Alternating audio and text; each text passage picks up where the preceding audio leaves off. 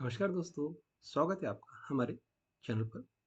क्या आप new tax payer हैं और आईटीआर फाइल करते समय कंफ्यूज हैं कि कौन-कौन से डॉक्यूमेंट ज़रूरी हैं? बहुत से लोग छोटी-छोटी गलतियों की वजह से नोटिस, पेनल्टी या रिफंड में देरी जैसी समस्याओं का सामना करते हैं। इसलिए सही जानकारी और सही डॉक्यूमेंट्स का होना बेहद ज़रूरी है।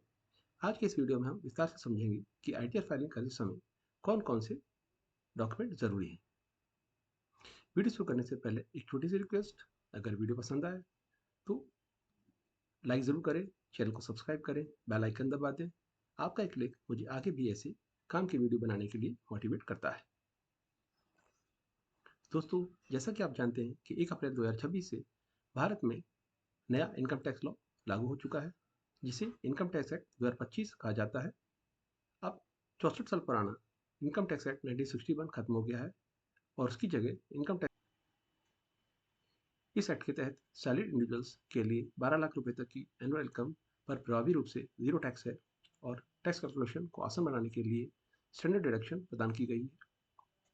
ये न्यू टैक्स रिगेम कम टैक्स रेट्स के साथ आती है, लेकिन इसमें ओल्ड टैक्स रिगेम की तरह कटौती या छूट नहीं मिलती।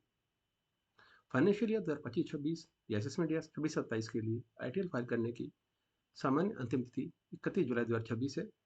ये उन नौकरी करने वालों और पेंशन पाने वाले लोगों के लिए है जिन्हें अपने अकाउंट का ऑडिट कराने की जरूरत नहीं होती। अपने आईटीआर को सही तरीके से भरने के लिए ज़रूरी है कि आप अपने डॉक्यूमेंट्स को ठीक से जांचें। आप अपनी इनकम और टीडी सर्टिफिकेट में दी गए टैक्स की जानकारी को फॉर्म 26 एएस और सिस्टम एआईएस से मिला सकते हैं। ये एआईएस इनकम टैक्स डिपार्टमेंट की वेबसाइट पर उपलब्ध है। अगर आप पहली बार आईटीआर भर रहे हैं या प्रक्रिया को लेकर थोड़ा कंफ्यूज है, तो ज़रूरी डॉक्यूमेंट्स पहले से इकट्ठे कर लें। आईटीआर फाइल करने के लिए ज़रूरी डॉक्यूमेंट: पहला, पैन कार्ड। आयकर विभाग के नियमों के अनुसार रिटर्न फाइल करने के लिए पैन कार्ड सबसे महत्वपूर्ण डॉक्यूमेंट। अगर आपके पास पैन कार्ड नहीं है तो आप सिर्फ 10 मिनट में इंस्टेंट पैन के लिए आवेदन कर सकते हैं। ये आपके लॉगिन और वेरिफिकेशन के लिए ज़रूरी है। ये आपकी इनकम और फाइनेंशियल ट्रांजेक्शन को ट्रैक करने के लिए प्राथमिक दस्तावेज है। दूसरा, आधार कार्ड। ये एक महत्वपूर्ण डॉक्यूमेंट है। आधार से जुड़ा पैन कार्ड ही आईटीआर प्रोसेस करने के लिए मान्य है। ये ओटीपी वेरिफिकेशन के लिए भी उपयोगी होता है। इसके अलावा आधार और पैन की जानकारी भी आपस में पूरी तरह मैच होनी चाहिए, जिसमें व्यक्ति का नाम, पिता का नाम, जन्मतिथि और मोबाइल नंबर। अगर इन जानकारी में अंतर होता है तो आईटीआर फाइलिंग, ई वेरिफिकेशन और पैन आधार लिंकिंग में परेशानी आती है। कई बार रिटर्न प्रोसेस होने में देरी या रिजेक्शन भी हो सकता है। यदि पैन कार्ड आधार कार्ड से लिंक नहीं है तो ये इनएक्टिव हो सकता है, जिससे आपका रिटर्न फाइल नहीं होगा। 1000 रुपये की लेट फीस के साथ ई फाइलिंग वेबसाइट के माध्यम से लिंक किया जा सकता है। तीसरा, bank account details. ITR file करने के लिए विशेष रूप से टैक्स रिफंड पाने के लिए बैंक अकाउंट डिटेल बहुत ज़रूरी है। आपको पोर्टल पर अपने बैंक खाते को प्री वैलिड करना जरूरी है। इसके लिए bank account number, IFSC code, type of account यानी सेविंग या करंट और मोबाइल नंबर की आवश्यकता होती है। चौथा, बैंक स्टेटमेंट्स। आपको बैंक, पोस्ट ऑफिस और दूसरी जगहों से इंटरेस्ट सर्टिफिकेट लेना चाहिए। आपको अपने बैंक स्टेटमेंट भी डाउनलोड करना चाहिए। इससे आपको एआईएस में दी गई इंटरेस्ट और डिविडेंड की जानकारी की जांच में मदद मिलेगी। बैंक स्टेटमेंट: आपको बैंक, पोस्ट ऑफिस और दूसरी जगहों से इंटरेस्ट सर्टिफिकेट लेना चाहिए। आपको अपने बैंक स्टेटमेंट भी डाउनलोड करने चाहिए। इससे आपको एआईएस में दी गई इंटरेस्ट और डिविडेंड की जानकारी को जांचने में मदद मिलेगी। बैंक स्टेटमेंट से आपको ऐसी आय के बारे में भी पता चल सकता है जो एआईएस और टीआईएस या फॉर्म 26 एएस में नहीं दी गई है। पांचवा, फॉर्म 16, जो आजकल फॉर्म 130। यह फॉर्म कंपनी द्वारा दिया जाता है। इसमें आपकी सैलरी और टीडीएस की जानकारी होती है। यह उन लोगों के लिए है जो नौकरी करते हैं। कंपनी अपने कर्मचारियों की सैलरी से टैक्स काटती है, फिर उन्हें फॉर्म 16 देती है। यह फॉर्म बताता है कि कंपनी ने कितना टैक्स काटा है। ऑनलाइन टैक्स फॉर्म में यह जानकारी पहले से ही भरी होती है। छठवां, फॉर्म 26 एएस, जो आजकल फॉर्म 168 है। यह आपकी इनकम पर कटे हुए टीडीएस, टीसीएस का एनुअल स्टेटमेंट है। यह आयकर विभाग के रिकॉर्ड के अनुसार आपके द्वारा जमा किए गए टैक्स, हाई वैल्यू ट्रांजैक्शंस और रिफंड की जानकारी प्रदान करता है, जिससे सही आईटीआर फाइल करने और नोटिस से बचने में मदद मिलती है। इसे इनकम टैक्स की वेबसाइट से डाउनलोड करना चाहिए। सातवां, एआईएस एनुअल इन्फॉर्मेशन स्टेटमेंट। ये आपकी सभी फाइनेंशियल ट्रांजैक्शन की जानकारी जैसे बैंक इंटरेस्ट, डिविडेंड, किराया, share, trading, mutual fund, property की खरीद बिक्री, विदेश से भेजे गए पैसे आदि का पूर्ण डिजिटल रिकॉर्ड दिखाता है। इसे चेक करने से आप इनकम टैक्स विभाग के नोटिस से बच सकते हैं, एक्यूरेट रेट भर सकते हैं और सभी इनकम को सही ढंग से रिपोर्ट कर सकते हैं। इसे भी इनकम टैक्स की वेबसाइट से डाउनलोड करना चाहिए। 8वां, सैलरी स्लिप। आपकी मंथली इनकम जैसे कि बेसिक पे, HRA, BA, PF, NPS, professional tax और TDS का प्रूफ फॉर्म 16 से मैच करने में मदद मिलती है। 9वां, टैक्स सेविंग स्टेटमेंट्स। अगर आप ओल्ड टैक्स रेगुलेशन को चुनते हैं तो आपको टैक्स बचाने वाले इन्वेस्टमेंट और खर्चों के बारे में जानकारी और सबूत इकट्ठा करना चाहिए। पुराना टैक्स सिस्टम में आप सेक्शन 80C के तहत LIC प्रीमियम, PPF, ELSS और EPF, इसके अलावा सेक्शन 80CC1B NPS की प्रथम स्तर के खाते में स्वैच्छिक अंशदान के लिए 50,000 तक की अतिरिक्त कटौती प्रदान करते हैं। तीसरा, 80D, सेक्शन 80D के तहत व्यक्ति और HUF परिवार health premium, preventive health checkup और मेडिकल एक्सपेंसेस पर कटौती का दावा कर सकते हैं। स्वयं या परिवार के लिए कटौती की सीमा 25,000 रुपये, सीनियर सिटीजन के लिए 50,000 रुपये, जिससे प्रति फाइनेंशियल ईयर अधिकतम कुल कटौती 1 लाख तक हो सकती है। डी 80DD के तहत इंडियन रेसिडेंट और HUF विकलांग आश्रित के मेडिकल एक्सपेंसेस, प्रशिक्षण, पुनर्वास पर किए गए खर्चों के लिए कर कटौती का दावा कर सकते हैं। 40% से 80% विकलांग के लिए कटौती की सीमा 75,000 रुपये है और 80% से अधिक गंभीर विकलांग के लिए 1.25 लाख रुपये निर्धारित किए गए हैं, चाहे वास्तविक खर्च कितना भी हो। ई 80TTA, इसके तहत इंडियन रेसिडेंट और HUF वरिष्ठ नागरिकों को छोड़कर को बैंक खातों, डाकघर और सहकारी समिति में रखे बचत खातों में interest earning per financial year में 10,000 तक की कटौती का दावा करने की अनुमति है। यह कटौती केवल बचत खर्चों पर लागू होती है, ना कि FDs पर। 10th, HRA रेंट या होम लोन डॉक्यूमेंट्स। HRA के लिए आवश्यक दस्तावेज सेक्शन 10(13)(a), किराए के घर में रहने पर HRA छूट का दावा करने के लिए rent agreement, rent receipt, landlord का रेंट पेमेंट प्रूफ का रिकॉर्ड जरूरी है। Home loan interest certificate section 24B, ब्याज पर 2 लाख तक की छूट।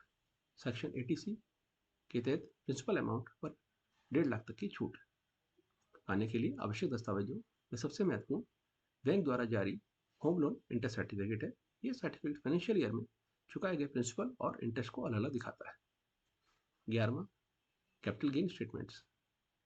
अगर आपने शेयर्स या म्यूचुअल फंड बेचे हैं तो आपको कैपिटल गेन फायदा हुआ है। लिस्टेड इक्विटी शेयर्स और म्यूचुअल फंड्स पर 1 साल से कम अवधि में प्रॉफिट पर 20% STCG और 1 साल से अधिक समय के लाभ पर यानी 1.25 लाख रुपये से ऊपर पर 12.5% LTCG टैक्स लगता है। प्रॉपर्टी के लिए यह पीरियड 2 साल है। आपको जानकारी अपनी ITR में देनी होगी। इसके लिए आपको अपने स्टॉक ब्रोकर या म्यूचुअल फंड हाउस से कैपिटल गेन स्टेटमेंट डाउनलोड करना होगा। 12वां, अन्य आय, इनकम फ्रॉम अदर सोर्सेज, जो कि सेक्शन 56 के तहत आती है। इसमें bank interest, dividend, gift, lottery, freelance, rental income, dividend income, family pension प्रमुख है। यह इनकम आपकी कुल टैक्सेबल इनकम में जोड़ी जाती है। फ्रीलांस इनकम सेक्शन 44 ADA, यदि आपकी ग्रॉस इनकम फाइनेंशियल ईयर में 50 लाख से कम है या 95% डिजिटल ट्रांजैक्शन के साथ 75 लाख से कम है, तो आप अपनी फ्रीलांस इनकम का केवल 50% टैक्सेबल घोषित कर सकते हैं। बी, किराया, रेंटल इनकम पर इनकम फ्रॉम हाउस प्रॉपर्टी के अंतर्गत टैक्स लगता है। यह NAV यानी नेट एनुअल वैल्यू पर आधारित होती है, जिसकी कैलकुलेशन टोटल एनुअल रेंट में से प्रॉपर्टी टैक्स घटाकर की जाती है। मेंटेनेंस के लिए 30% की स्टैंडर्ड डिडक्शन की अनुमति है। साथ ही होम लोन पर इंटरेस्ट की कटौती भी मिलती है। बैलेंस रेंटल इनकम को आपकी टोटल इनकम में जोड़ा जाता है और आपके टैक्स स्लैब रेट के अनुसार टैक्स लगाया जाता है। डिविडेंड इनकम यदि किसी फाइनेंशियल ईयर में कुल डिविडेंड 10,000 से अधिक हो जाता है तो स्रोत पर 10% की रेट से टीडीएस लगाया जाता है। D, gift. मित्रों या रिश्तेदारों से 50,000 से अधिक के कैश या वैल्यूएबल गिफ्ट्स टैक्स योग्य होते हैं। ई, lottery, online gaming, crypto currency, इस पर 30% फ्लैट टैक्स और 4% सेस लगता है। 13, विदेशी निवेश की जानकारी। अगर आपने किसी विदेशी कंपनी के शेयर में पैसा लगाया है तो आपको उस इनकम को भी अपने आईटीआर में दिखाना होगा। इनकम टैक्स के नियमों के अनुसार भारत में रहने वाले लोगों को अपनी विदेशी संपत्ति के बारे में बताना जरूरी है। अगर आपके पास कोई विदेशी संपत्ति है या किसी विदेशी बैंक खाते में साइन करने का अधिकार है तो आपको आईटीआर भरना जरूरी है, चाहे आपकी टोटल इनकम कितनी भी हो। किन गलतियों से बचें? आयकर रिटर्न की त्रुटियों में गलत पर्सनल डिटेल्स, इनकम के गलत आंकड़े, छूटी हुई डिडक्शंस या गलत टैक्स कैलकुलेशन शामिल हो सकती हैं। गलत आईटीआर फाइल करने पर टैक्स की राशि पर 50% से 200% तक जुर्माना, ब्याज रिफंड में देरी या सेक्शन 143(1) के तहत नोटिस मिल सकता है। यदि आपको आईटीआर फाइल करने के बाद ऐसी कोई गलती मिलती है जो आप त्रुटियों को सुधारने और भविष्य की जटिलताओं से बचने के लिए असेसमेंट ईयर की समाप्ति या असेसमेंट ईयर पूरा होने से पहले ई फाइलिंग पोर्टल पर आसानी से सेक्शन 139(5) के तहत रिवाइज रिटर्न दाखिल करने ई फाइलिंग पोर्टल पर आसानी से सेक्शन 139(5) के तहत रिवाइज रिटर्न दाखिल करके सुधारा जा सकता है। आईटीआर फाइल करते समय सबसे महत्वपूर्ण बात फॉर्म 26(ES) व EIS से इनकम का मिलान करना, सही आईटीआर फॉर्म चुनना, आधार पर लिंक होना, समय पर यानी 31 जुलाई तक आईटीआर फाइल करना, सभी बैंक खातों का डिटेल्स, बैंक ब्याज सर्टिफिकेट्स और टीडीएस कटौती की जांच करना न भूलें। गलत जानकारी देने पर नोटिस आ सकता है। गलत आयकर रिटर्न दाखिल करने के पहला जुर्माना, पेनल्टी। गलत आयकर रिटर्न दाखिल करने पर सेक्शन 270(A) के तहत गंभीर परिणाम हो सकते हैं, जिसमें इनकम कम बताने यानी अंडर रिपोर्टिंग पर टैक्सेबल इनकम का 50% या इनकम छुपाने या गलत रिपोर्ट करने पर 200% तक का जुर्माना शामिल है। इसके अलावा सेक्शन 234(F) के तहत 5,000 रुपये तक का लेट फीस और गंभीर मामलों में 24% तक का एनुअल इंटरेस्ट, कानूनी कार्रवाई या 7 साल तक की जेल भी हो सकती है। डिफेक्टिव रिटर्न के लिए नोटिस सेक्शन 143(1) के तहत मिल सकता है। इसके अलावा इंटरेस्ट, इसके अलावा सेक्शन 234(A), (B), (C) के तहत 1% पर मंथ की दर से इंटरेस्ट लगता है। देरी, इनकम टैक्स रिफंड में देरी हो सकती है। गलती सुधारने के तरीके। पहला, रिवाइज रिटर्न सेक्शन 139(5). यदि मूल रिटर्न में गलती है तो इसे ई फाइलिंग पोर्टल पर लॉगिन करके ठीक कर सकते हैं। दूसरा, defective return under section 139(9). Notice मिलने पर 15 दिन के भीतर सही रिटर्न जमा करें। तीसरा, अपडेटेड रिटर्न ITRU। यदि रिवाइज रिटर्न की समय सीमा समाप्त हो गई है तो सेक्शन 139(8)A के तहत अपडेटेड रिटर्न जमा करें। दोस्तों, आईटीआर के पोर्टल पर जाने पर हमें पोर्टल कुछ ऐसा दिखता है। इसमें सैलरीड एम्प्लॉयज़ के लिए भी गाइडेंस दे रखी है कि किस तरह से टैक्स फाइल करना है। इसमें यूज़र मैनुअल भी दे रखा है, फ्रीक्वेंटली आस्क्ड क्वेश्चन भी दे रखे हैं और इसको आप पढ़ते जाएं और अंडरस्टैंड करके आप इसको फाइल कर सकते हैं। ये बहुत ही आसान है और अगर आपको कुछ शंका हो रही है तो आप अपने CA से, चार्टर्ड अकाउंटेंट से संपर्क करें और इसको सही तरीके से फाइल। इस वीडियो में दी गई सभी जानकारी केवल एजुकेशनल पर्पज से है। अगर आपको ये वीडियो पसंद आया तो मेरे चैनल को लाइक, सब्सक्राइब करें। धन्यवाद।